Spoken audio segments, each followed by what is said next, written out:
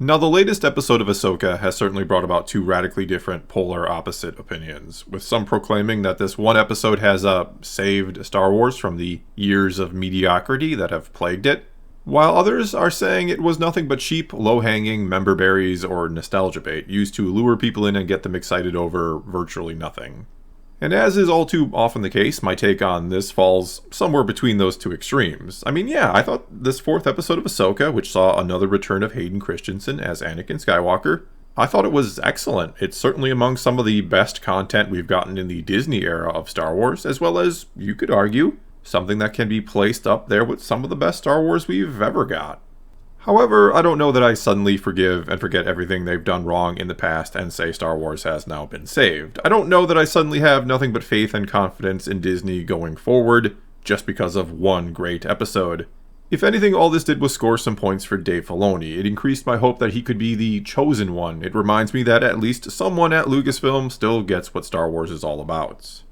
Though for all we know, and mind you, I don't think this will be the case, but the rest of the season, the final 4 episodes, could still be terrible or just not very good, and then we'll be right back to saying Star Wars is dead. And no, I'm not trying to bring down the mood after a great episode, nor do I want to just hold a forever grudge against Disney Star Wars and bash and hate on literally everything they do, even when it's actually pretty good. I mean, sure, absolutely let them have it when it's bad. I know I do. But it has to actually be bad, not just something you want to complain about because you want to complain or because you hate Disney. Which, I get if that's the case. I get you want to see them fail as a company, or you maybe hate them for other reasons. And maybe you want to see them lose or have to sell off Lucasfilm and Star Wars along with it. If that's your mindset, that's your mindset. Cool with me. But if you think in the long run it'll end up in the hands of a company that'll run it better, you're probably kidding yourself. I'm not saying it's impossible that someone would do better. I mean, it's almost kind of hard to do worse. But considering I don't think Disney will ever sell it, I'd say the best hope for Star Wars, independent of what you think of Disney as a company and just for the sake of Star Wars, I think the best hope is for them to figure it out if that's possible. As I see it, our best hope for Star Wars is to kinda train Disney and Lucasfilm like a dog. When they get something right, you have to let them know. You gotta use positive reinforcement and hope they start to figure things out and keep doing the right thing. And when they give us garbage content, yeah, you tell them bad dog and vote with your wallet. But if you just yell at them all the time no matter what they do, you'll, at best, just confuse the hell out of them. They'll never figure out what you actually want. And at worst, they'll end up mean-spirited and spiteful towards you. They'll want to shit in your bed just to piss you off. Which then of course brings us to what some others are saying about this episode, that bringing Hayden Christensen back to play Anakin Skywalker was nothing but nostalgia bait and all the weak-minded fans are falling for it and eating it up. Which, just like saying Star Wars is saved after one episode, is a pretty disingenuous take, I think. Because when you have a franchise or story as rich with history, lore, and great characters as Star Wars, you're of course going to want to tap into that from time to time. You're going to want to connect the past with the future in a meaningful way. And no, you don't want to use it as a crutch, to completely rely on it because you're incapable of creating anything new that's intriguing. But you can't just scream fan service or nostalgia bait every time they use something from the past, or that literally made Star Wars what it is today, like the story of Anakin Skywalker did. Especially when you consider how attached the character of Ahsoka Tano is to that story. She is almost defined by Anakin Skywalker, or by being his Padawan and having to grapple with what happened to him, that he fell to the dark side and became Darth Vader. I'd actually say it makes far more sense to address all that and use Anakin in this, rather than not use him or incorporate that into this story. It would be almost strange, considering Anakin is a Force ghost and can cross back over from the other side, or into the world between worlds, it seems. It'd be strange not to have these two characters interact given that. Just like it would have been strange to not see Hayden in, say, a flashback in the Kenobi series when you consider how important Anakin was to Obi-Wan and how much his story is also defined by Anakin.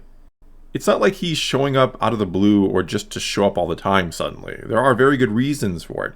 He's showing up where we expect him and almost demand him to show up for the sake of the story. Plus, I really don't know that bringing Hayden back twice after him being away from the franchise for over 15 years, I don't think that's really overdoing it. It's just a shame they didn't bring him back for the sequel trilogy other than his voice very briefly in The Rise of Skywalker, because I absolutely think that Luke encountering the Force Ghost of Anakin should have happened as well. That was a huge missed opportunity by those films. I think we will all agree on that. Just like I think not having a potentially final encounter between Ahsoka and Anakin after 5 seasons of the Clone Wars, where they were together as master and apprentice, I think that would have been a huge missed opportunity. And we don't yet know exactly how they're even going to interact here. We have no idea what the next episode will bring. How exactly will Anakin be used in this?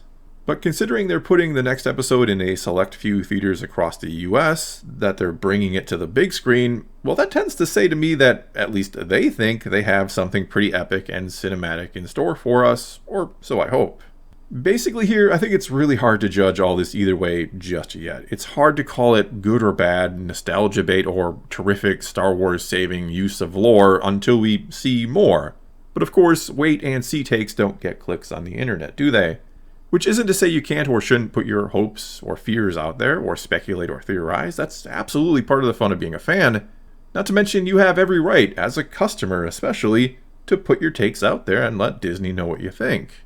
But maybe try not to be quite so definitive about things till we see where it actually goes, or maybe doesn't go. And if the show ends up being terrific in the back half, if it sticks the landing and it ends up using Anakin brilliantly, maybe then we start to talk about how this is a huge step in the right direction for the franchise, that it is on the path to redemption, perhaps. Though, if it turns out what they did with Anakin wasn't all that great, or was the only good thing about the show, perhaps, then let's call it nostalgia bait. Let's call it as we see it then. Let them know we don't appreciate them using legacy characters to sell a bad show, that they need to do better all around. And again, don't get me wrong here, you can love or hate Disney Star Wars however you want. You are free to express that. I am completely cool with either or, honestly. People have the right to say whatever they want, as others have the right to agree, disagree, or just completely ignore them.